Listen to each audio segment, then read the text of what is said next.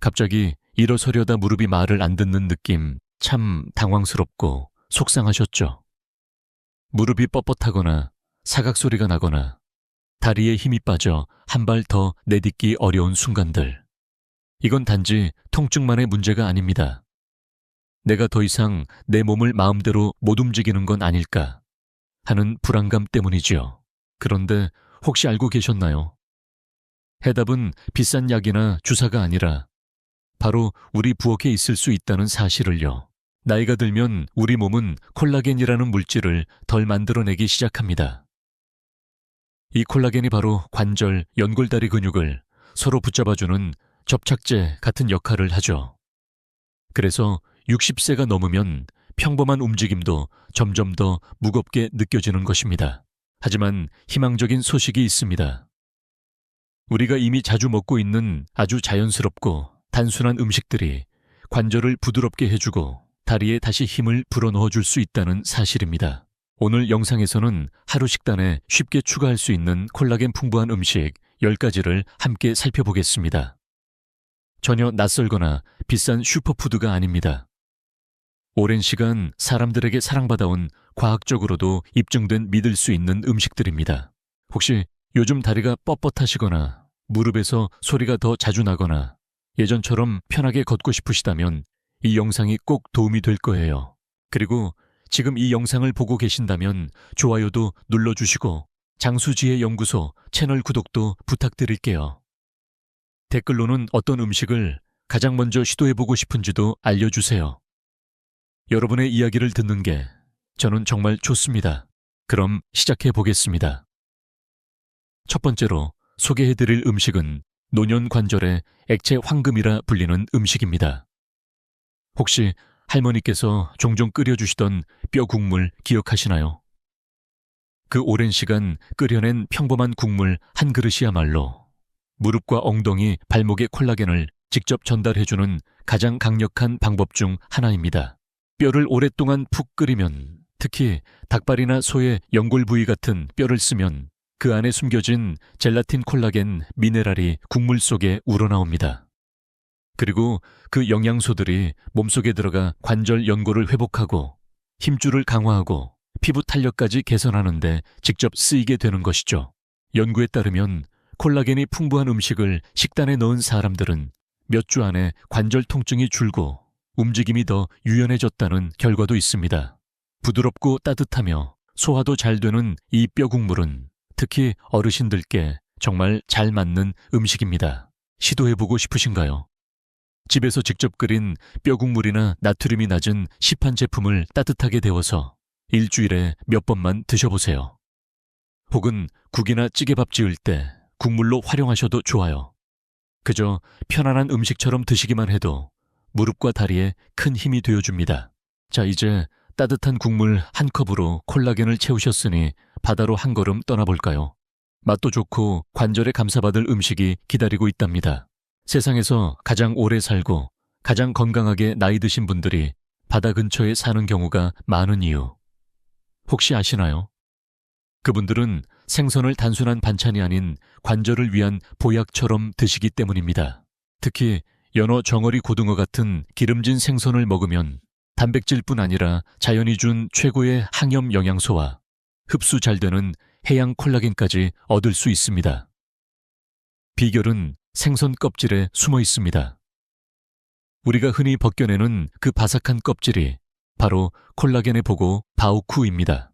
그리고 다른 콜라겐보다 해양 콜라겐은 흡수가 훨씬 빠르기 때문에 닳아버린 연골을 회복시키고 쑤시는 무릎과 발목을 부드럽게 하는데 탁월한 효과가 있습니다. 뿐만 아니라 이 생선들은 오메가3 지방산도 풍부한데요. 이것은 관절 속의 염증을 줄여주는 역할을 해줍니다.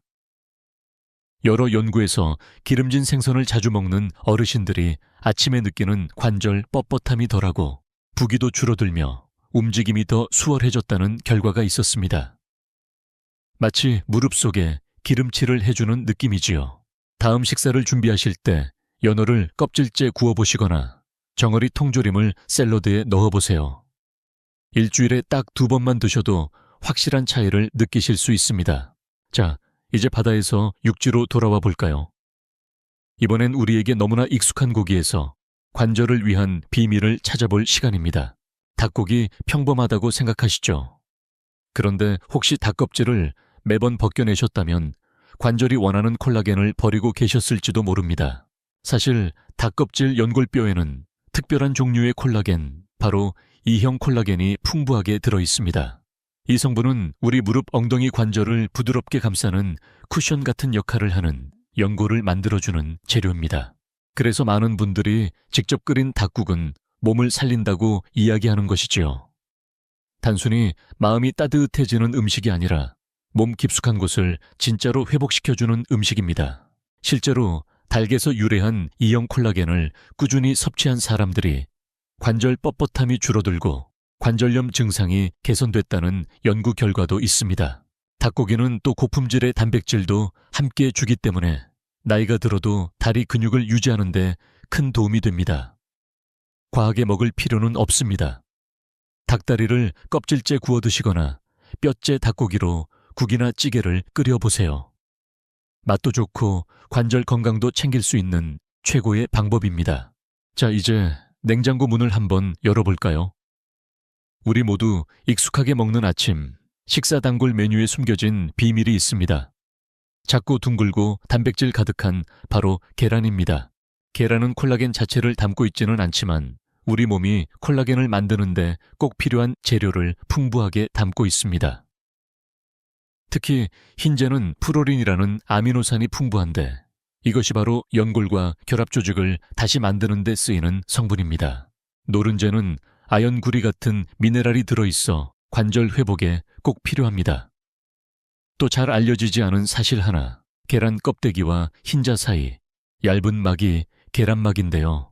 이 부분에는 실제 콜라겐이 함유되어 있습니다. 삶은 계란을 먹을 때 이 성분이 흰자에 스며들 수 있지요. 혹시 콜레스테롤 걱정되시나요?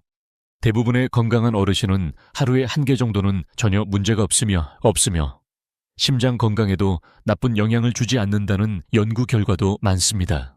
삶든 스크램블로 하든 수란으로 하든 계란을 식탁에서 꼭 지켜주세요. 작지만 든든한 관절의 친구입니다. 이제 식탁을 조금 더 달콤하게 만들어 볼까요? 작고 알록달록한 과일 몇 가지가 콜라겐을 지키는데 아주 큰 힘이 되어줄 수 있습니다. 눈앞에 한 그릇 가득 담긴 딸기 블루베리를 떠올려 보세요. 보기만 해도 기분이 좋아지시죠? 그런데 이 귀여운 과일들이 단순히 예쁘기만 한 게 아니라 조용히 우리 관절을 지켜주고 있다는 사실 알고 계셨나요? 딸기나 블루베리 같은 베리류에는 콜라겐이 직접 들어있는 건 아니지만 이미 우리 몸속에 있는 콜라겐을 보호해주는 중요한 역할을 합니다. 바로 비타민C가 풍부하기 때문인데요. 이 비타민C는 우리 몸이 콜라겐을 새로 만드는데 반드시 필요한 영양소입니다. 만약 이게 부족하면 연골이나 힘줄이 점점 약해지고 탄력을 잃어버리게 되죠. 딸기 한 컵이면 하루에 필요한 비타민C를 거의 다 채울 수 있고 블루베리 같은 파란 열매엔 안토시아닌이라는 강력한 항산화 성분이 들어있습니다. 이 성분은 관절 속 염증을 줄이고 통증과 뻣뻣함을 완화하는 데 도움이 됩니다. 무엇보다 베리는 혈당을 급격히 올리지 않고 간편하게 먹을 수 있다는 점도 참 좋습니다. 오트밀 위에 뿌려 드셔도 좋고 스무디에 갈아 넣거나 그냥 간식처럼 한 줌 드셔도 충분합니다. 이제 달콤한 과일에서 새콤하고 상큼한 감귤류로 넘어가 볼까요? 주황빛 나는 오렌지 한 조각 따뜻한 채 넣은 레몬 한 방울. 상큼한 맛 뒤에 숨어있는 건 바로 콜라겐 생성을 돕는 또 하나의 비타민C 덩어리입니다. 오렌지, 자몽, 레몬, 라임 같은 감귤류는 우리 몸이 콜라겐을 만들어낼 수 있도록 안에서부터 도와주는 천연 도우미입니다. 연구에 따르면 비타민C를 충분히 섭취한 사람들은 무릎 연골의 손실이 덜하고 관절염이 악화되는 속도도 더 느리다고 합니다. 마치 관절 안에 작은 건축팀이 있어 계속해서 연골을 수리하고 보수해주는 셈이죠. 감귤류는 식단에 넣기 정말 쉽습니다. 아침에 오렌지를 하나 드시거나 생선구이에 라임즙을 살짝 뿌려보세요. 단 자몽은 일부 약물과 상호작용이 있을 수 있으니 혈압약이나 심장약을 복용 중이시라면 꼭 의사와 상의하시고 대신 오렌지나 레몬을 선택하시면 안전합니다. 자, 이제 식탁에서 시선을 아래로 내려 샐러드 그릇 속으로 가볼까요? 조용하지만 강한 힘을 가진 채소가 있습니다. 시금치, 케일, 브로콜리 같은 잎 채소들입니다. 특별할 것 없어 보여도 이 채소들은 관절과 뼈 근육을 한 입 한 입 지켜주고 있습니다. 이 채소들에는 콜라겐이 직접 들어있지는 않지만 콜라겐을 만들고 지키는 데 필요한 재료들이 풍부하게 들어있습니다. 비타민 C는 물론이고 비타민 K, 마그네슘, 그리고 브로콜리에는 설포라판이라는 항산화 성분이 있어 연골이 닳는 속도를 늦춰주는 역할을 합니다. 마치 관절의 쉴드를 씌워주는 것처럼요. 또한 잎채소에는 칼슘도 풍부해 뼈를 튼튼하게 해주기 때문에 관절이 짊어져야 할 부담도 줄어들게 됩니다. 부담이 줄면 통증도 줄고 움직임은 훨씬 자유로워지겠지요. 생채소가 입에 안 맞으신다면 마늘과 함께 살짝 볶아 드시거나 국찌개에 넣어서 익혀 드시는 것도 좋습니다. 단 혈액응고 관련 약을 드시는 분이라면 채소 섭취량을 갑자기 늘리기보다는 일정하게 유지하시는 게 중요합니다. 지금까지는 땅에서 자라는 음식들을 중심으로 살펴봤죠. 이제 다시 한번 바닷속으로 깊이 들어가 작지만 힘 있는 조개류 음식들을 만나볼 시간입니다. 바닷속 조개 껍데기 안에는 작지만 관절에 꼭 필요한 영양소들이 숨어 있습니다. 조개굴, 홍합새우. 크기는 작지만 그 효능만큼은 절대 작지 않죠. 조개류에는 콜라겐 자체는 없지만 콜라겐을 만들기 위해 반드시 필요한 미네랄이 풍부하게 들어 있습니다. 바로 아연과 구리입니다. 이 두 가지는 콜라겐을 짓는데 꼭 필요한 목과 나사 같은 존재예요. 특히 굴은 자연에서 가장 아연이 풍부한 식품 중 하나로 관절 회복을 도와주는데 큰 역할을 합니다. 또 하나 조개류는 오메가3 지방산도 풍부해서 관절 속 염증을 진정시켜주는데 도움을 줍니다. 결과적으로 아침에 일어날 때의 뻣뻣한 부기, 통증이 줄어들고 다리 움직임도 훨씬 수월해질 수 있지요. 매일 해산물만 드실 필요는 없습니다. 샐러드에 새우를 넣거나 국에 홍합을 조금 추가하거나 훈제 굴 통조림을 가끔 곁들여 드셔도 충분합니다. 단 어패류 알레르기가 있으시거나 통풍을 앓고 계시다면 반드시 주치의와 상의 후 섭취해 주세요. 그리고 익혀서 드시는 것 꼭 잊지 마세요. 이제 조금은 낯설지만 어쩌면 가장 영양이 풍부한 식재료 하나를 소개해 드릴게요. 아마 예상 못하셨을 수도 있습니다. 간, 심장, 콩팥. 흔히 내장육이라 불리는 이 부위들은 예전엔 어느 부엌에나 흔하게 올라오던 식재료였습니다. 그런데 요즘은 잘 안 먹게 되었지요. 하지만 이 내장육들은 영양면에서 보면 숨은 보석과도 같습니다. 특히 관절과 다리를 생각한다면 더더욱 그렇습니다. 이 부위들은 콜라겐, 특히 인대 힘줄 연골을 튼튼하게 해주는 종류의 콜라겐이 매우 풍부합니다. 또 비타민 A, B, 이 철분, 구리도 가득 들어있어 근육과 결합 조직을 튼튼히 하고 다리 힘을 오래도록 유지하게 해줍니다. 천천히 끓인 곰탕이나 양지머리탕처럼 탱글한 젤라틴 식감이 느껴지시는가요? 그게 바로 콜라겐입니다. 물론 입맛에 맞지 않으실 수도 있어요. 하지만 한 달에 한두 번 간이나 심장을 넣은 찌개나 닭간 파테를 빵 위에 살짝 발라 드시는 것만으로도 관절엔 큰 도움이 됩니다. 단 콜레스테롤 조절이 필요하시거나 통풍이 있으신 분은 꼭 소량만 주의 깊게 드셔야 합니다. 자, 이제 마지막 음식입니다. 너무나 익숙해서 지나치기 쉬운 하지만 가격도 착하고 영양은 놀라운 식재료입니다. 바로 콩류입니다. 검은콩, 렌틸콩, 병아리콩, 흰강낭콩. 이 콩들은 화려하지도 눈에 띄지도 않지만 우리 관절과 다리에게는 가장 든든한 지원군입니다. 왜일까요? 이 콩들은 콜라겐을 직접 갖고 있진 않지만 콜라겐을 만들기 위한 아미노산, 특히 라이신과 프로린이 풍부합니다. 게다가 앞서 말씀드린 아연과 구리도 콩에 들어있지요. 거기에 식이섬유도 풍부해서 몸속 염증을 줄여주는 데 도움이 됩니다. 염증이 줄면 통증도 줄고 움직임은 훨씬 편해집니다. 또한 식물성 단백질이 많아 근육 유지에도 좋고 체중 조절을 도와 무릎, 엉덩이, 발목에 가는 부담도 줄어들게 됩니다. 국이나 찌개에 넣거나 샐러드에 곁들여도 좋고 따뜻한 반찬으로 곁들여 드셔도 좋습니다. 처음 드시는 분은 적은 양부터 시작해보시고 통조림 콩은 꼭 헹궈 드시면 더 편하게 소화됩니다. 이제 오늘 함께 알아본 음식들을 마음에 천천히 되새겨볼 시간입니다. 식탁 위에서 우리는 몸을 돌보고 회복할 수 있는 가장 강력한 선택을 할 수 있습니다. 마지막으로 한 말씀 꼭 드리고 싶습니다. 오늘 소개드린 음식들은 모두 자연에서 온 부드럽고 따뜻한 음식들이지만 모든 분께 다 똑같이 맞지는 않을 수 있습니다. 혹시 혈압이 높으시거나 신장질환 통풍 또는 심장약, 혈액희석제 등을 복용 중이시라면 자몽 내장육, 고칼륨 콩류 같은 식재료는 피하시거나 의사와 꼭 상의해 주세요. 몸에 좋은 음식이라도 나에게 맞아야 진짜 건강이 됩니다. 무리하지 마시고 내 몸의 반응에 귀 기울이시며 천천히 부드럽게 바꿔보세요. 이 영상은 여러분께 따뜻한 정보와 위로를 전해드리기 위한 것이며 개인 치료를 대신할 수는 없습니다. 꼭 기억하세요.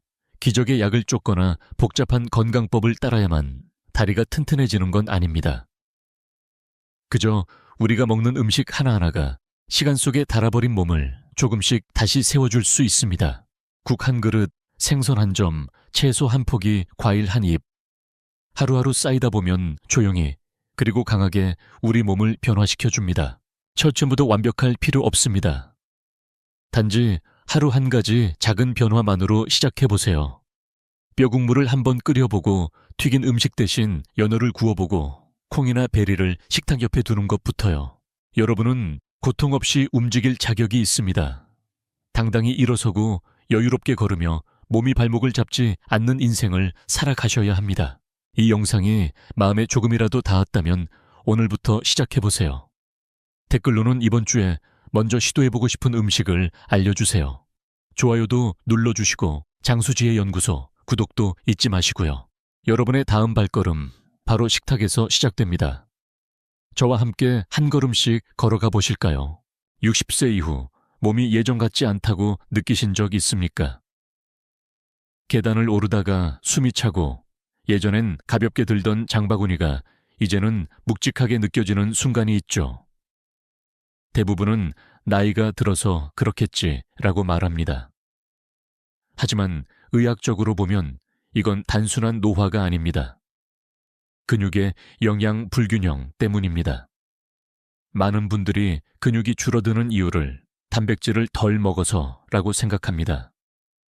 물론 단백질은 중요합니다. 그러나 단백질만 충분히 먹는다고 근육이 회복되는 것은 아닙니다. 놀랍게도 근육은 단백질로만 만들어지지 않습니다. 단백질이 벽돌이라면 그것을 세우는 일꾼과 도구가 필요하죠. 그 역할을 하는 것이 바로 오늘 말씀드릴 5가지 숨은 영양소입니다. 의학 논문에서도 밝혀졌습니다. 단백질 섭취량이 충분한 노년층 중에도 근육량이 떨어지는 사람이 적지 않습니다. 서울대 노년내과 연구팀은 근육 회복에는 단백질 외에도 미량 영양소의 상호작용이 결정적이라고 보고했습니다. 즉, 근육의 밸런스를 되살리려면 숨은 영양소를 함께 보충해야 한다는 뜻이죠. 흥미로운 사실은 이 영양소들이 대부분 이오즈럼 특별한 보충제관가 아니라 우리가 매일 식탁에서 그냥 지나치던 음식 속에 들어있다는 겁니다. 예를 들어 마그네슘이 풍부한 시금치, 비타민 D가 든 고등어, 그리고 아연이 많은 견과류들, 이 3가지 조합만 꾸준히 챙겨도 근육의 회복 속도가 달라집니다. 하지만 문제는 이런 영양소를 체계적으로 섭취하는 노인이 거의 없다는 것입니다. 한 가지 의학적 논쟁도 있습니다. 운동이 근육 회복의 핵심인가? 아니면 영양이 더 중요한가? 미국 하버드대 노화연구소의 최근 토론에서 일부 학자들은 운동만으로는 근육의 질을 회복할 수 없다고 주장했습니다. 왜냐하면 노년기의 근육은 이미 만대사적으로 필요한 상태치이기 때문이죠.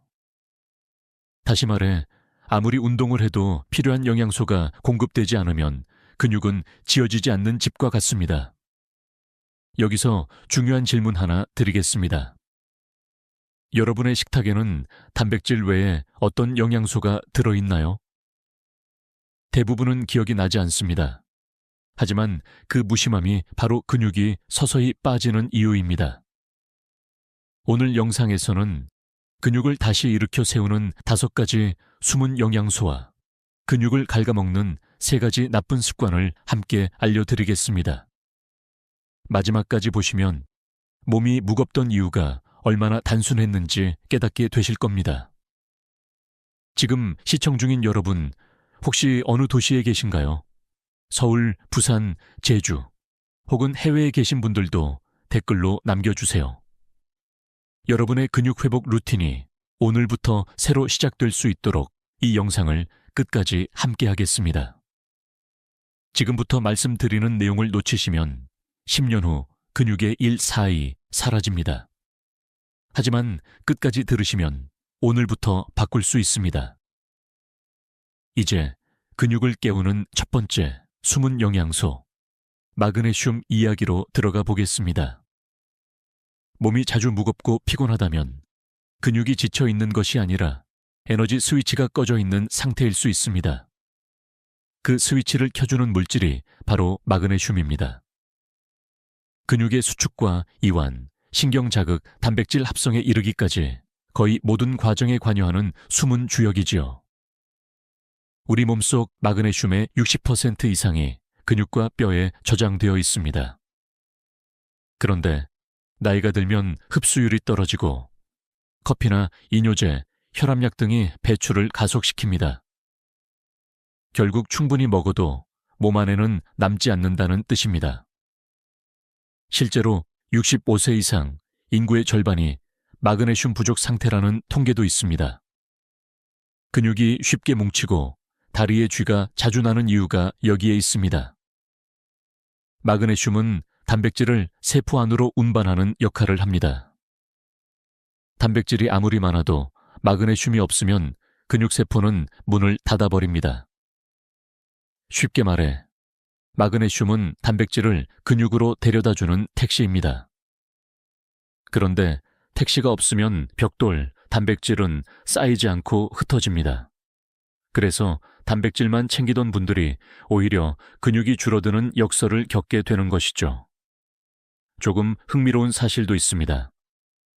의학 연구에 따르면 마그네슘을 꾸준히 섭취한 노년층은 단백질 합성 효율이 20% 이상 높아졌습니다. 운동을 하지 않아도 근육량이 유지된 사례도 보고되었죠. 하지만 반대로 카페인이나 알코올을 자주 섭취하는 분들은 마그네슘이 소변으로 빠르게 배출됩니다. 아침마다 커피 2잔, 저녁엔 맥주 1잔. 그것이 근육 피로의 숨은 원인일 수 있습니다. 학계에서는 여전히 논쟁이 있습니다. 마그네슘 보충제만으로 충분한가? 일부 연구자들은 자연식품을 통한 흡수가 가장 안정적이라고 주장합니다. 특히 호박씨, 아몬드, 시금치, 미역, 현미는 흡수율이 높고 논영이 소화에도 부담이 적습니다. 반면 다른 학자들은 현대 식단으로는 부족분을 채우기 어렵다고 봅니다. 그래서 하루 208g/ml 정도의 저용량 보충이 도움이 된다고 말합니다. 여기서 묻고 싶습니다. 당신은 어제 어떤 음식을 드셨나요? 혹시 하루 3끼 중 마그네슘이 들어간 음식이 한 끼라도 있었습니까? 대부분은 없습니다. 하지만 그 한 끼의 차이가 10년 뒤 걸음의 속도와 손의 힘을 바꿀 수 있습니다. 이제 실천법을 알려드리겠습니다. 첫째, 커피나 차를 마신다면 식사와 최소 1시간 간격을 두세요. 둘째, 아침에는 현미죽이나 미역국, 점심엔 시금치 나부나물, 저녁엔 구운 아몬드 1줌을 곁들이세요. 셋째, 잠들기 전 미지근한 물 1잔에 마그네슘 201mg 보충제를 함께 드시면 근육이 이완되고 숙면에도 도움이 됩니다.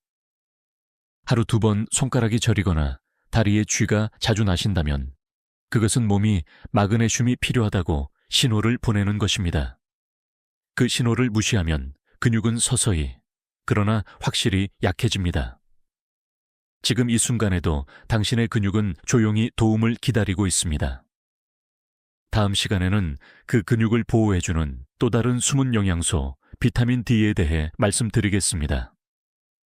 햇빛과 근육의 관계, 아마 놀라실 겁니다. 햇빛이 줄어드는 계절마다 몸이 더 무겁게 느껴진다면 단순히 날씨 탓이 아닙니다. 근육의 에너지원이 되는 비타민 D가 줄고 있기 때문입니다. 노년기에 접어들면 피부의 합성 능력이 떨어지고 외출 시간이 줄어들며 자연스럽게 이 비타민이 부족해집니다. 그러나 많은 분들이 비타민 D를 뼈 건강의 영양소로만 알고 있습니다. 의학적으로 보면 근육의 회복과 강도에도 핵심적인 역할을 합니다. 비타민 D는 단백질 합성 효소를 활성화시켜 근육세포가 단백질을 효율적으로 흡수하도록 돕습니다. 쉽게 말하면 단백질이 근육으로 들어가게 해주는 문을 열어주는 열쇠입니다. 서울대 의대 연구진은 65세 이상 노년층을 대상으로 1년간 관찰한 결과 비타민 D 수치가 낮은 사람은 낙상 위험이 35% 이상 높았다고 발표했습니다. 단지 뼈가 약해서가 아니라 근육의 반응 속도가 늦어졌기 때문입니다. 이제 한 가지 흥미로운 사실을 알려드리겠습니다. 햇빛을 15분만 쬐어도 충분하다고 알고 계시죠? 하지만 실제로는 70세 이후 피부에서 비타민 D 합성 능력이 75% 이상 줄어듭니다. 즉, 같은 햇빛을 받아도 젊은 시절에 1/4밖에 만들지 못한다는 뜻입니다. 이 때문에 의사들은 활성형 비타민 D 보충제를 권합니다. 일반형은 간과 신장을 거쳐야 활성화되지만 노년기에는 그 과정이 느려지기 때문입니다. 학계에서도 여전히 논쟁이 있습니다. 햇빛으로 충분한가? 아니면 반드시 보충이 필요한가? 유럽의학회는 자연 햇빛 플러스 시기, 팔스크 보충제의 3단 접근법을 권하고 있습니다.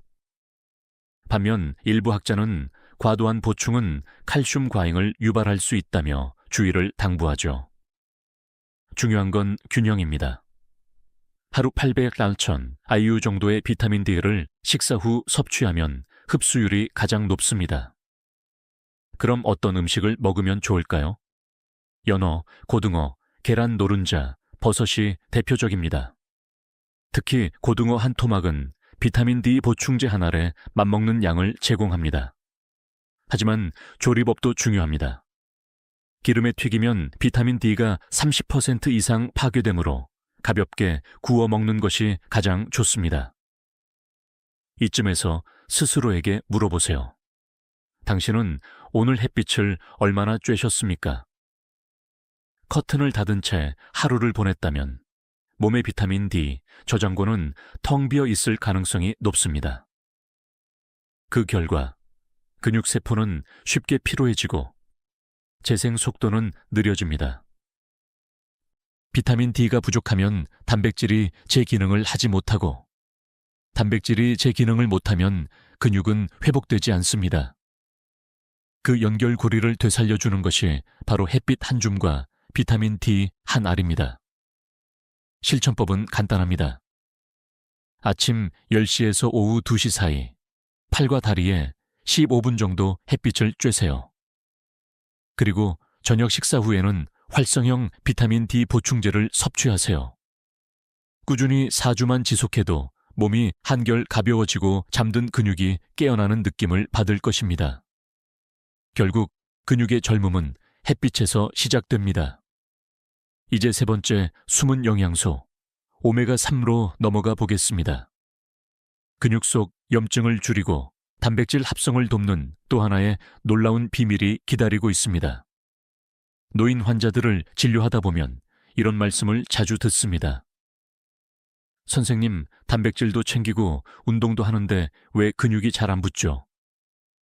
이 질문의 핵심은 단백질이 몸에 흡수되더라도 제대로 쓰이지 않는다는 사실, 있습니다. 그 이유 중 하나가 바로 오메가3 지방산의 부족입니다. 오메가3는 단순히 혈관에 좋은 지방이 아닙니다. 근육 안의 염증 반응을 조절하고 단백질 합성을 도와 근육을 재건시키는 역할을 합니다. 미국 워싱턴대 연구팀은 노년층에게 6개월간 오메가3을 보충하게 한 뒤 근육 단백질 합성률을 측정했습니다. 그 결과 평균 30% 이상 증가했습니다. 운동 없이도 근육세포의 활성이 높아진 것이죠. 즉, 오메가3는 단백질의 점화 스위치와 같습니다. 단백질이 연료라면 오메가3는 불을 붙이는 불씨입니다. 하지만 현실은 대부분의 어르신들이 이 불씨를 완전히 잃은 채 살아갑니다. 등푸른 생선을 한 달에 한두 번밖에 드시지 않거나 식물성 기름으로 조리된 음식만 섭취하는 경우가 많습니다. 또 하나의 문제는 덥디 균형의 부재입니다. 현대인의 식단은 오메가6에 치우쳐 있는데 이 지방산은 오히려 염증을 촉진시켜 근육을 손상시킵니다. 오메가3와 오메가6의 비율이 1:4 이하로 유지돼야 근육대사가 건강하게 돌아갑니다. 하지만 실제 한국인의 평균 비율은 1:20을 넘습니다. 즉, 근육은 늘 염증 상태에 놓여 있는 셈이죠. 이쯤에서 한 가지 흥미로운 이야기가 있습니다. 일본 홋카이도의 어부들은 80세가 넘어서도 힘이 좋고 팔 근육이 또렷하게 유지된다고 합니다. 그들의 식단에는 매일 오메가3가 풍부한 생선, 다시마, 들기름이 포함되어 있죠. 과학자들이 혈액 검사를 해보니 근육 속 염증 수치가 일반 노년층의 절반에 불과했습니다. 즉, 오메가3가 근육을 조용히 젊게 유지시키고 있었던 겁니다. 하지만 학계에서도 논쟁이 있습니다. 식품으로 섭취하는 것이 더 좋은가? 아니면 보충제를 쓰는 것이 나은가? 한쪽에서는 생선의 불포화 지방이 산화되기 쉽기 때문에 정제 오메가3 보충제를 추천합니다. 다른 쪽에서는 자연식품이 더 균형 잡힌 지방산을 제공한다고 주장합니다. 의학적으로 가장 이상적인 방법은 하루 한 번 생선 플라, 주 3회 보충제모의 병행 섭취입니다. 여기서 제가 꼭 드리고 싶은 질문이 있습니다. 여러분의 냉장고에는 언제 마지막으로 생선이 있었나요? 이 단순한 질문이 근육의 미래를 결정할 수 있습니다. 고등어 한 토막, 꽁치 한 마리, 들기름 한 스푼이면 충분합니다. 그 안에 담긴 오메가3는 근육의 염증을 진정시키고 단백질이 헛되이 쓰이지 않도록 지켜줍니다. 실천법은 이렇습니다. 아침에는 들기름을 약간 넣은 미역국, 점심엔 구운 고등어 한 점, 저녁엔 아보카도나 호두를 곁들여 보세요. 그리고 일주일에 3번, 식후에 1000mg 이하의 오메가3 보충제를 드시면 충분합니다. 단, 위장 장애가 있다면 식사 중간에 섭취하세요. 오메가3는 근육을 강화하는 동시에 마음을 안정시킵니다. 실제로 우울감이나 피로가 줄었다는 보고도 많습니다. 몸이 가벼워지고 마음이 밝아지는 이유는 단 하나, 근육이 다시 살아나고 있기 때문입니다. 이제 다음 영양소로 넘어가 보겠습니다. 단백질이 에너지를 제대로 쓰기 위해 꼭 필요한 연료, 비타민 B군입니다. 몸이 쉽게 지치고 손발이 저리다면 바로 이 영양소가 부족하다는 신호일 수 있습니다. 단백질이 근육의 재료라면 비타민 B군은 그 재료를 움직이게 하는 연료입니다. 많은 분들이 단백질만 챙기고 나면 충분하다고 생각하지만 몸은 그렇게 단순하지 않습니다. 근육 속 세포들이 일을 하려면 에너지가 필요하고 그 에너지를 만드는 핵심 엔진이 바로 비타민 B군이기 때문입니다. 비타민 B1, B2, B族빌리빈은 세포 내 에너지 공장인 미토콘드리아에서 포도당과 지방을 태워 근육에 힘을 공급합니다. 이 중 하나라도 부족하면 근육 세포는 마치 연료가 떨어진 자동차처럼 제대로 작동하지 않습니다. 그래서 아무리 단백질을 섭취해도 몸이 무겁고 손발이 저리고 쉽게 피로를 느끼게 됩니다. 국내 노인영양학회의 조사에 따르면 65세 이상 인구의 70% 이상이 비타민 B6와 B12 결핍 상태입니다. 특히 BLB는 위산 분비가 줄어드는 노년기에 흡수율이 급격히 낮아집니다. 그 결과로 손끝의 감각이 둔해지고 다리에 힘이 빠지는 현상이 나타납니다. 이런 증상이 단순한 노화라고 오해하지만 사실은 비타민 B군의 부족이 근육 기능 저하를 부르는 신호인 셈입니다. 조금 특이한 사실도 있습니다. 비타민 B군이 충분할 때 단백질 보충제의 효과가 30% 이상 증가한다는 연구가 있습니다. 즉, 단백질과 비타민 B군은 쌍으로 움직이는 영양소입니다. 단백질이 벽돌이라면 비타민 B군은 그 벽돌을 들어올리는 노동자의 힘입니다. 이 두 가지가 함께해야 근육은 빠르게 회복합니다. 학계에서는 아직 논쟁이 있습니다. 비타민 B를 음식으로만 섭취해도 충분한가? 아니면 보충제가 필요할까? 미국 노화의학회는 식이로 섭취하되 70세 이후에는 비우론 보충을 권장합니다. 특히 채식 위주의 식단을 하시는 분들은 결핍 위험이 높습니다. 반면 일부 전문가들은 음식으로 충분히 보충 가능하다고 주장합니다. 결론적으로 식사 플러스 저용량 보충제 병행이 가장 안전합니다. 그렇다면 어떤 음식에 비타민 B군이 많을까요? B염은 현미, 돼지고기, 콩나물에, B2는 달걀, 우유, 시금치에, B6는 닭가슴살, 고등어, 바나나에, B 플리는 계란 노른자, 연어, 간 등에 풍부합니다. 특히 아침 식사에 달걀, 점심에 닭가슴살, 저녁에 현미와 채소를 곁들이면 이상적인 비율을 맞출 수 있습니다. 그런데 문제는 조리 과정입니다.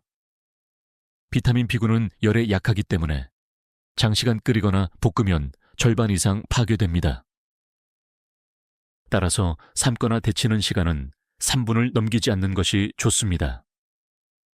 또 커피나 차 속의 카페인은 비타민 B 흡수를 방해하므로 식사 후 1시간 이상 간격을 두어야 합니다. 이쯤에서 스스로에게 물어보세요. 오늘 나는 단백질만 챙겼을까? 아니면 비타민 B까지 챙겼을까? 그 차이가 피로와 활력의 경계를 가릅니다.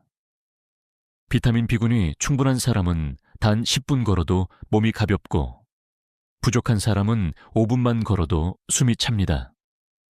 실천 팁을 드리면 매일 아침 달걀 1개, 저녁에 현미밥 반 공기, 그리고 주 3회 연어 혹은 고등어 한 토막을 드세요.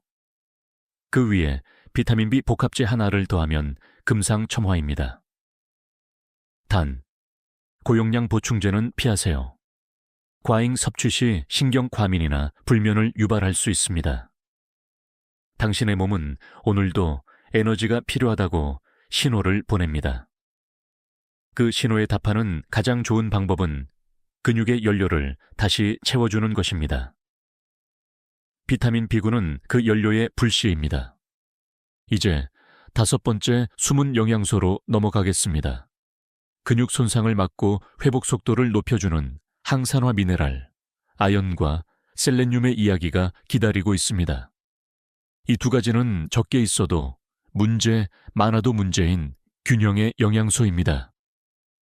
몸이 예전보다 회복이 더디고 운동 후 근육통이 오래 간다면 단백질이 부족해서가 아니라 세포 회복 속도가 느려졌기 때문일 가능성이 큽니다. 이때 결정적인 역할을 하는 영양소가 바로 아연과 셀레늄입니다.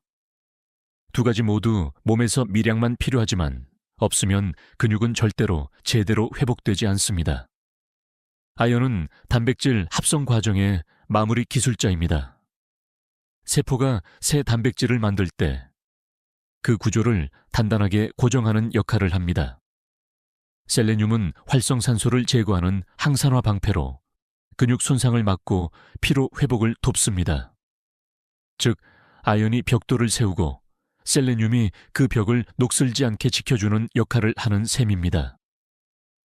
문제는 나이가 들수록 흡수율이 떨어지고 식습관 변화로 섭취 자체가 줄어든다는 점입니다. 한국영양학회 보고에 따르면 70세 이상 인구의 절반 이상이 아연과 셀레늄 섭취량이 권장치의 60% 이하였습니다. 특히 인스턴트 식품, 가공식품을 자주 드시는 분은 체내 흡수가 더 어렵습니다. 왜냐하면 인산염, 알코올, 과한 당분이 아연의 흡수를 방해하기 때문입니다. 조금 놀라운 연구도 있습니다.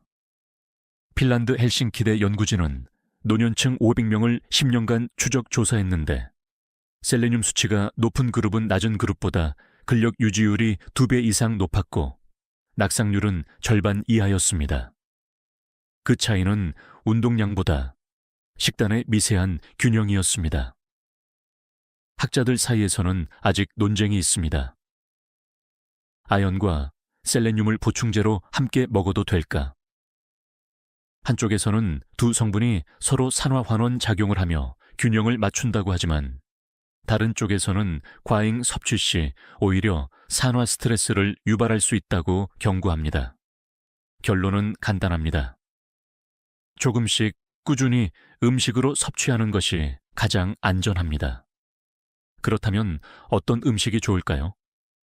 아연은 굴, 소고기, 견과류, 달걀에 풍부하고 셀레늄은 브라질 너트, 달걀 노른자, 새우, 마늘에 많습니다. 특히 브라질 너트 한 알에는 하루 권장량의 2배가 들어있습니다. 하루 한 알이면 충분하고 그 이상은 오히려 독이 될 수 있습니다. 여기서 한 가지 흥미로운 사실을 더 드리겠습니다. 아연이 부족하면 후각과 미각이 둔해지고 식욕이 줄어듭니다. 그 결과 단백질 섭취가 줄고 근육이 더 빠집니다. 즉, 아연 결핍은 근육이 줄어드는 악순환의 출발점입니다. 반대로 충분한 아연과 셀레늄을 섭취하면 식욕이 회복되고 몸의 회복 신호가 빨라집니다. 이제 질문 하나 드리겠습니다. 오늘 아침 식탁에는 달걀 1개 혹은 견과류 한 줌이 있었나요? 그 작은 한 끼가 근육의 내일을 바꿉니다.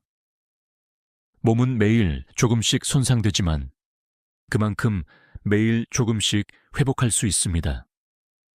그 회복을 결정짓는 열쇠가 바로 아연과 셀레늄입니다. 실천법을 간단히 정리하겠습니다. 아침에는 달걀과 견과류, 점심에는 소고기나 새우 반찬, 저녁에는 마늘과 브로콜리, 그리고 브라질 너트 한 알. 이 조합을 일주일에 4회 이상 실천하면 근육의 피로도가 확실히 줄어듭니다. 근육은 하루에 새롭게 태어납니다. 하지만 그 재료와 방패가 없다면 회복은 일어나지 않습니다. 단백질로 세우고 비타민으로 돌리고 미네랄로 지키는 것. 이것이 바로 근육을 지켜내는 3단 구조의 핵심입니다. 이제 시선을 돌려볼까요? 이렇게 중요한 영양소들을 다 챙겨도 어떤 사람들은 여전히 근육이 빠집니다. 그 이유는 단 하나, 나쁜 조합 때문입니다. 지금부터 근육을 조용히 망치는 3가지 나쁜 습관에 대해 말씀드리겠습니다. 첫 번째는 많은 분들이 매일 반복하고 있는 과한 당분 섭취 차치입니다. 많은 분들이 이렇게 말합니다. 나는 단백질도 먹고 영양제도 챙기고 운동도 하는데 왜 몸이 여전히 약할까요? 그 이유는 단순합니다. 좋은 것을 넣는 만큼 나쁜 것을 빼지 않았기 때문입니다. 그중 가장 교묘하게 근육을 망치는 것이 바로 당분, 즉 설탕입니다. 설탕은 단맛으로 몸을 속입니다. 먹는 순간 잠깐 에너지가 차오르지만 그 에너지는 근육이 아니라 혈당의 파도로 변합니다. 혈당이 급격히 오르면 인슐린이 과다 분비되고 이 호르몬은 단백질 합성을 방해합니다. 단백질을 근육으로 보내는 대신 지방으로 전환시키는 것입니다. 그 결과 단백질을 먹으면서도 근육이 줄고 배만 나오는 역설적인 현상이 벌어집니다. 의학적으로도 이미 확인된 사실입니다. 미국 존스 홉킨스대 연구팀은 65세 이상 노년층을 3년간 추적 관찰한 결과 하루당 섭취량이 많을수록 근육 손실 속도가 40% 이상 빨랐다고 밝혔습니다. 특히 단 음료와 간식 형태의 액상당이 치명적이었습니다. 몸은 포만감을 느끼지 못한 채 근육 단백질을 분해해 에너지원으로 바꿔버립니다. 즉, 근육이 스스로를 태워버리는 셈입니다. 조금 놀라운 사실도 있습니다. 커피에 넣는 시럽 한 스푼, 요구르트 한 병, 식빵 한 장, 이 세 가지에 들어있는 당의 양이 성인 하루 권장량의 절반을 넘습니다. 하지만 대부분의 사람은 나는 단 걸 많이 안 먹는데 라고 착각하죠. 그 이유는 숨은 당 때문입니다.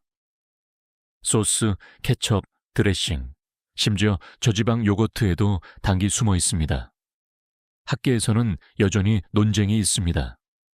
당을 완전히 끊는 것이 맞을까? 아니면 적당히 섭취해도 될까? 한쪽에서는 뇌의 에너지원으로 필요하다고 주장하고 다른 쪽에서는 최소한으로 줄여야 인슐린 저항을 막을 수 있다고 말합니다. 하지만 공통된 결론은 하나입니다. 노년기에는 당의 양보다 당의 타이밍이 더 중요하다. 아침에 먹는 당은 에너지로 쓰이지만 저녁에 먹는 당은 거의 지방으로 저장됩니다. 여기서 스스로에게 질문해 보세요. 내가 오늘 마지막으로 단 음식을 먹은 시간이 언제였을까? 밤 8시 이후라면 그 한 스푼이 근육 회복을 방해했을 가능성이 큽니다. 단기 많을수록 몸속 염증이 증가하고 근육세포의 회복 효소가 억제됩니다. 결국 근육은 더 약해지고 피로는 더 깊어집니다. 하지만 희망도 있습니다. 당을 완전히 끊지 않아도 대체 지혜 하나를 쓰면 됩니다. 커피엔 시럽 대신 계피가루를, 간식은 과자 대신 고구마나 삶은 옥수수를, 단 음료 대신 보리차나 레몬물을 드세요. 단맛은 줄지만 혈당은 안정되고 근육은 다시 숨을 쉽니다.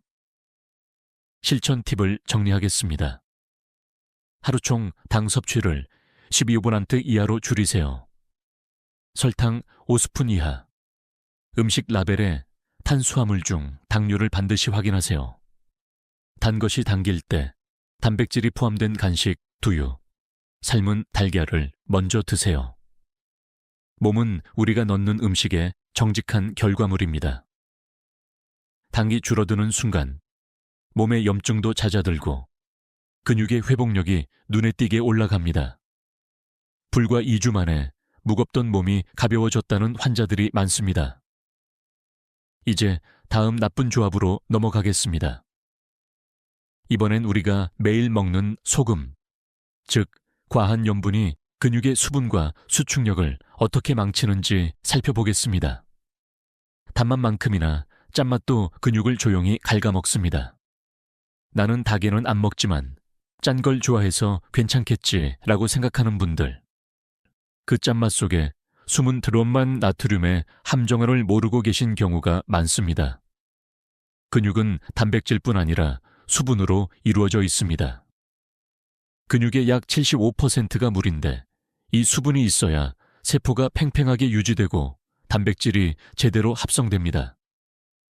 그런데 나트륨이 과하면 몸은 수분을 세포 밖으로 내보냅니다.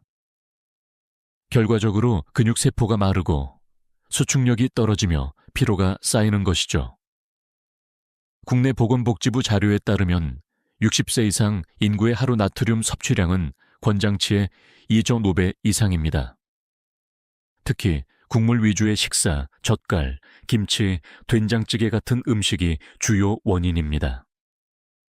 이런 음식은 밥맛을 돋운다는 이유로 매일 반복되지만 사실상 근육의 수분을 빼앗고 혈압을 높이며 근육세포의 재생 기능을 방해하는 삼중 효과를 일으킵니다. 의학적으로도 확인된 사실입니다. 영국 런던대 연구팀은 고염식 식단을 유지한 노인 그룹이 저염식 식단을 유지한 그룹보다 근육 회복 속도가 40% 이상 느리다는 결과를 발표했습니다. 원인은 세포 내 염분 불균형이었습니다. 나트륨이 많아지면 칼륨이 빠져나가고 칼륨이 줄면 근육의 전기 신호가 약해져 수축력이 떨어집니다. 결국 몸이 힘이 빠지고 균형 감각도 나빠집니다. 그렇다고 염분을 완전히 끊을 수도 없습니다. 나트륨은 신경 자극과 근육 수축에 필요한 필수 미네랄이기 때문이죠.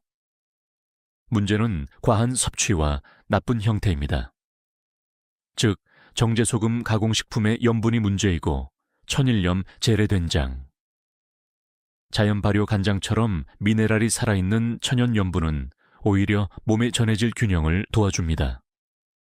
학계에서는 나트륨보다 더 중요한 것은 칼륨의 비율이라고 말합니다. 칼륨이 충분하면 나트륨의 부작용을 줄일 수 있기 때문입니다. 따라서 바나나, 시금치, 감자, 미역 같은 칼륨 식품을 함께 섭취하면 근육세포의 수분이 안정적으로 유지됩니다. 이쯤에서 질문 하나 드리겠습니다. 오늘 점심에 드신 음식 중 국물은 얼마나 남기셨나요? 국물 한 그릇 속 나트륨은 하루 권장량의 2배입니다. 젓갈 한 스푼, 라면 반 그릇만으로도 기준치를 훌쩍 넘습니다. 하지만 대부분은 습관적으로 국물을 남김없이 먹습니다. 그 습관이 바로 근육의 수분을 매일 조금씩 빼앗는 주범입니다. 실천법은 간단합니다. 국물은 3숟가락까지만 드세요. 김치와 젓갈은 물에 살짝 헹궈 드세요. 간을 할 때 소금 대신 다시마나 표고버섯 육수를 활용하세요. 외식 후에는 반드시 미지근한 물을 1컵 마셔 나트륨 배출을 돕습니다. 흥미로운 사실은 염분을 줄이기 시작한 환자들이 공통적으로 말하는 변화입니다. 이상하게 몸이 덜 붓고 밤에 다리가 덜 당겨요. 그건 단순한 기분 탓이 아닙니다. 근육의 수분이 돌아오고 세포가 다시 활력을 되찾고 있다는 신호입니다. 결국 근육은 짠맛보다 물맛을 좋아하는 조직입니다.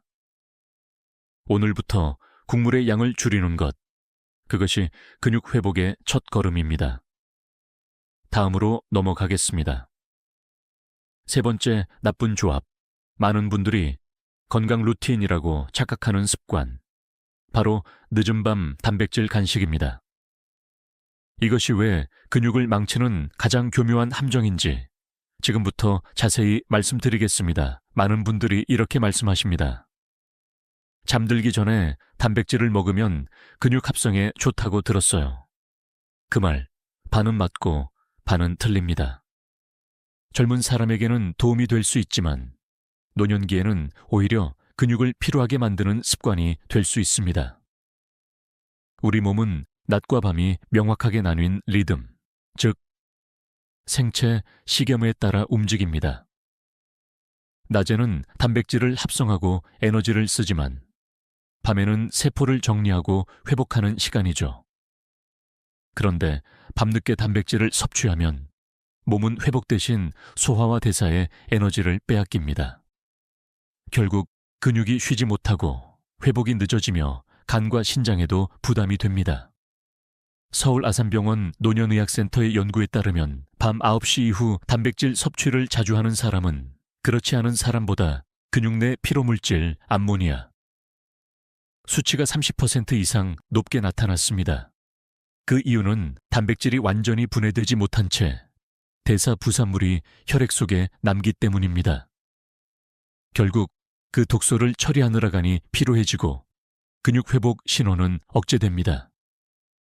조금 흥미로운 실험도 있습니다. 일본 규슈대학 연구팀이 70세 이상 노인을 대상으로 밤 단백질 그룹과 아침 단백질 그룹을 비교했더니 아침에 단백질을 섭취한 그룹은 6주 후 근육량이 평균 8% 증가한 반면 밤에 단백질을 먹은 그룹은 변화가 거의 없었습니다. 즉, 같은 양을 먹더라도 타이밍이 근육의 흡수율을 결정한다는 것입니다. 학계에서는 여전히 논쟁이 있습니다.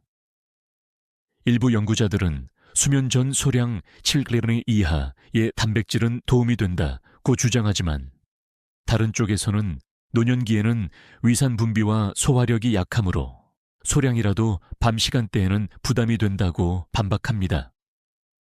하지만 한 가지 공통된 결론은 있습니다. 단백질은 낮에, 회복은 밤에. 이 균형이 깨지면 근육은 쉬지 못하고 오히려 스스로를 갉아먹게 됩니다. 한번 돌아보세요. 혹시 잠들기 전 습관적으로 두유, 삶은 달걀, 요거트를 드시지 않나요? 그 음식들이 낮에는 약이지만 밤에는 부담이 됩니다. 밤 9시 이후에는 간과 근육이 모두 휴식 모드에 들어가기 때문이죠. 이때 들어온 단백질은 회복 재료가 아니라 약은 업무가 됩니다. 몸은 휴식을 원하지만 위장은 여전히 일하고 있는 셈입니다. 그렇다고 밤의 배고픔을 참을 필요는 없습니다. 대신 수면을 돕는 가벼운 음식을 선택하세요. 따뜻한 보리차, 바나나 반개, 아몬드 5알 정도면 충분합니다. 혈당을 안정시키고 멜라토닌 분비를 촉진해 숙면을 돕습니다. 숙면은 근육 회복에 단백질보다 더 중요합니다. 왜냐하면 성장 호르몬의 80%가 잠드는 3시간 안에 분비되기 때문입니다. 즉, 잠이 곧 근육의 보약입니다. 실천법을 정리하겠습니다. 단백질 섭취는 오전 7시, 오후 3시 사이에 집중하세요. 저녁 6시 이후에는 단백질이 아닌 가벼운 채소나 곡물로 마무리하세요. 잠들기 2시간 전에는 어떤 음식도 피하고 따뜻한 물 한 잔으로 입안을 헹구어 주세요. 이 습관 하나만 바꿔도 놀라운 변화가 옵니다. 몸이 아침에 더 가볍고 다리가 붓지 않으며 근육통이 줄어듭니다. 그건 몸이 드디어 밤에 쉬는 법을 기억하기 시작했다는 신호입니다. 이제 모든 나쁜 조합을 살펴봤습니다. 이제부터는 그 반대, 근육이 다시 살아나는 변화의 순간으로 넘어가 보겠습니다. 잃었던 힘이 되돌아오는 실제 사례, 그리고 당신의 몸이 그 변화를 따라잡는 과정을 들려드리겠습니다. 근육이 다시 살아난다는 말을 들으면 대부분 고개를 갸웃합니다. 이 나이에 근육이 다시 생길 수 있을까요? 하지만 의학적으로 분명히 밝혀졌습니다. 근육은 어떤 나이에서도 회복할 수 있습니다. 문제는 얼마나 자극하고 어떻게 채워주느냐일 뿐입니다. 서울대병원 노인의학센터에서 진행된 연구가 있습니다. 70세 이상 환자 120명을 6개월간 추적한 결과 단백질과 5가지 숨은 영양소, 마그네슘, 비타민 D, 오메가3, 비타민 B군, 아연, 셀레늄 등을 균형 있게 섭취한 그룹은 근육량이 평균 12% 증가했습니다. 그들은 헬스장에 가지 않았습니다. 단지 매일 걷고 꾸준히 식단을 지킨 것뿐이었습니다. 이건 단순한 숫자의 변화가 아닙니다. 계단을 오를 때 무릎이 덜 아프고 손가락이 저리지 않으며 아침에 일어날 때 몸이 덜 무겁다는 실질적인 변화를 느낀 사람들이었습니다. 예전엔 침대에서 일어나기까지 5분이 걸렸는데 지금은 2분이면 돼요. 한 78세 할머니의 말입니다. 그녀는 하루 한 줌의 견과류와 시금치 나물, 그리고 아침 햇살 10분을 꾸준히 실천했습니다. 이 변화는 단지 식습관의 효과가 아닙니다.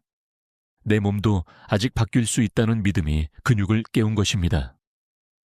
근육은 마음의 신호에도 반응합니다. 불안하거나 포기하는 마음은 몸의 대사를 느리게 하고 다시 해보자는 마음은 호르몬 분비를 촉진시킵니다. 그래서 저는 이렇게 말합니다. 근육은 당신의 의지를 기억합니다. 의학적으로도 이런 변화는 설명됩니다.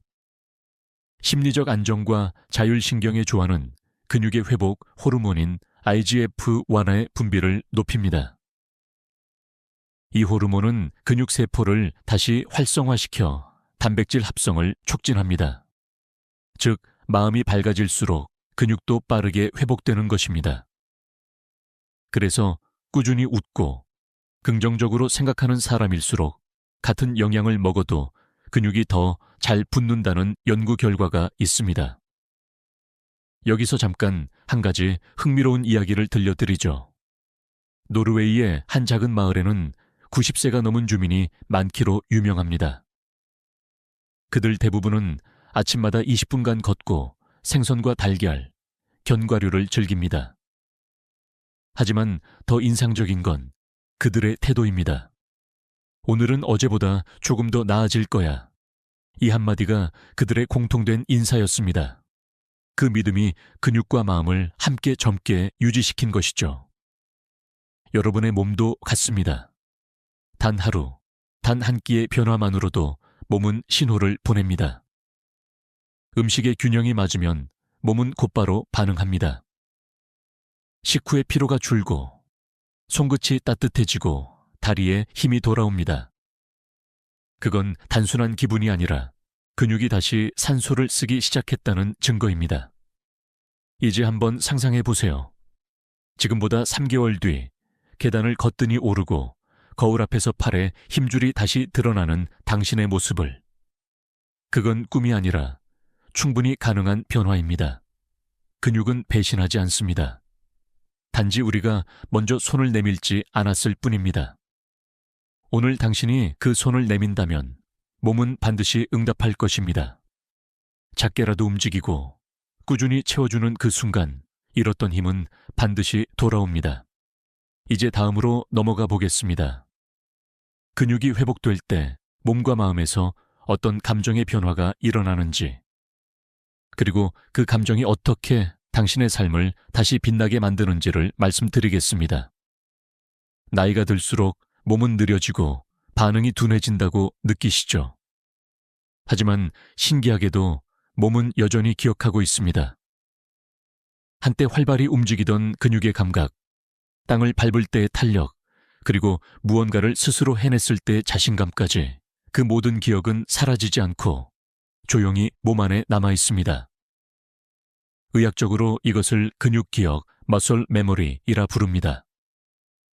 한번 발달했던 근육 세포는 완전히 사라지지 않습니다. 줄어든 듯 보여도 그 안에는 재활성화할 수 있는 핵심 핵 뮤누트레이이 남아 있습니다. 그래서 70세, 80세가 되어도 단 한 달만 꾸준히 관리하면 젊은 시절보다 근육이 더 단단해지는 경우가 생기는 것입니다. 그 증거는 실제 사례에서도 분명히 나타납니다. 대전의 74세 이모 어르신은 오랫동안 무릎 통증으로 걷지 못했습니다. 하지만 매일 아침 시금치나물과 고등어, 달걀을 챙기며 비타민 D와 마그네슘을 꾸준히 섭취했습니다. 3개월 후 그는 놀랍게도 다시 공원 산책을 시작했습니다. 걸을 때 다리가 덜 흔들리고 몸이 따뜻해요. 그의 몸은 근육을 잊지 않았던 것입니다. 몸은 우리가 무엇을 먹는지도 기억합니다. 당분과 염분이 줄면 혈액의 점도가 낮아지고 근육으로 가는 산소의 양이 늘어납니다. 이때 느껴지는 상쾌함은 단순한 피로 회복이 아닙니다. 근육이 다시 숨을 쉬기 시작했다는 신호죠. 학자들 사이에서는 이런 논쟁이 있습니다.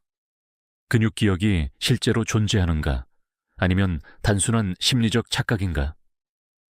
하지만 최근 연구들은 명확하게 말합니다. 운동을 멈춘 지 수년이 지나도 근육세포 안에 핵이 그대로 남아있으며 단백질 합성이 재활성화되면 빠르게 성장한다는 사실이 밝혀졌습니다. 즉, 근육은 당신의 과거를 잊지 않습니다. 여기서 중요한 것은 속도가 아니라 반복입니다. 근육은 강한 자극보다 꾸준한 신호에 반응합니다. 아침 햇빛 10분, 하루 15분 걷기, 저녁 식단의 절반 채소. 이 단순한 세 가지가 근육에게 나는 아직 너를 쓰고 있다는 신호를 보냅니다. 몸은 그 신호를 기억하고 다시 움직이기 시작합니다. 감정의 변화도 함께 일어납니다.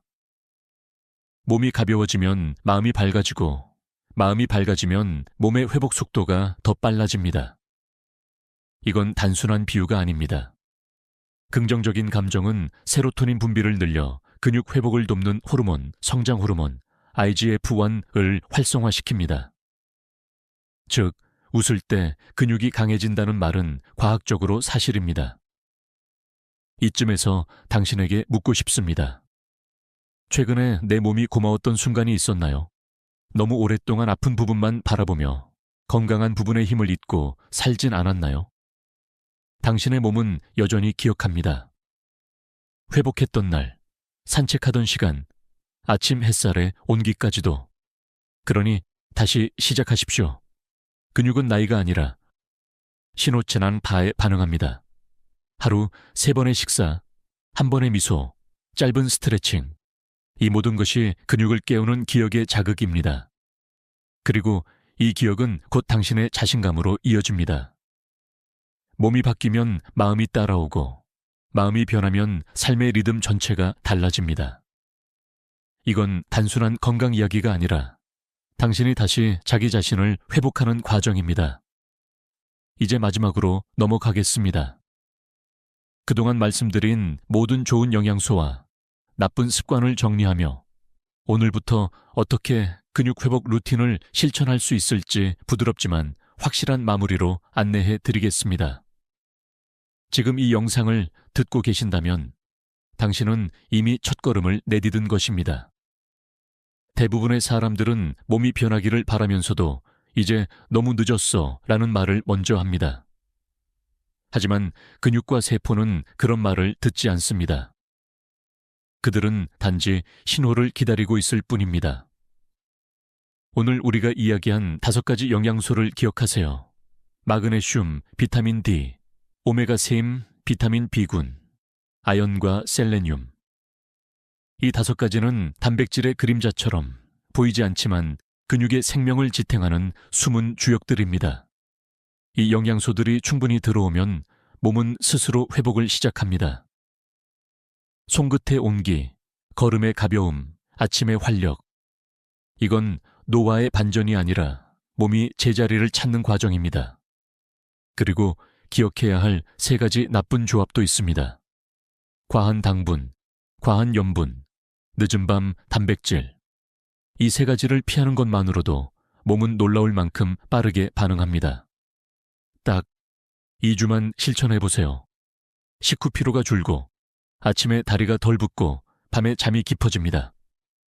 그건 근육이 다시 회복 모드로 돌아섰다는 신호입니다. 이제 마음속으로 이렇게 말해보세요. 나는 아직 늦지 않았다. 몸은 우리의 생각보다 훨씬 유연하고 훨씬 용감합니다. 단 하루의 선택이 남은 10년의 건강을 바꿀 수 있습니다. 그 시작은 거창하지 않습니다. 오늘 저녁 식탁에 소금 한 꼬집을 덜고 아침 햇살 아래에서 10분만 걸으세요. 그것만으로도 근육은 깨어납니다. 이제 오늘의 이야기를 정리하겠습니다. 좋은 영양소 5가지는 근육을 살리고 나쁜 습관 3가지는 근육을 서서히 죽입니다. 하지만 선택은 언제나 당신의 것입니다. 지금 이 순간 그 균형을 바로잡을 수 있습니다. 오늘 영상에서 가장 놀라웠던 영양소는 무엇이었나요? 댓글로 남겨주세요. 여러분의 이야기가 다른 시청자에게 큰 힘이 됩니다. 좋아요와 구독은 이 영상을 더 많은 분들께 전하는 가장 따뜻한 방법입니다. 당신의 클릭 한 번이 또 다른 어르신의 건강을 바꿀 수 있습니다. 그리고 꼭 기억하세요. 우리는 할 수 있습니다. 함께라면 더욱 잘할 수 있습니다. 몸은 결코 우리를 버리지 않습니다. 지금부터 다시 시작하시면 됩니다. 지금까지 듣기만 해도 튼튼해지는 튼튼 라디오였습니다. 오늘도 건강한 하루 되세요.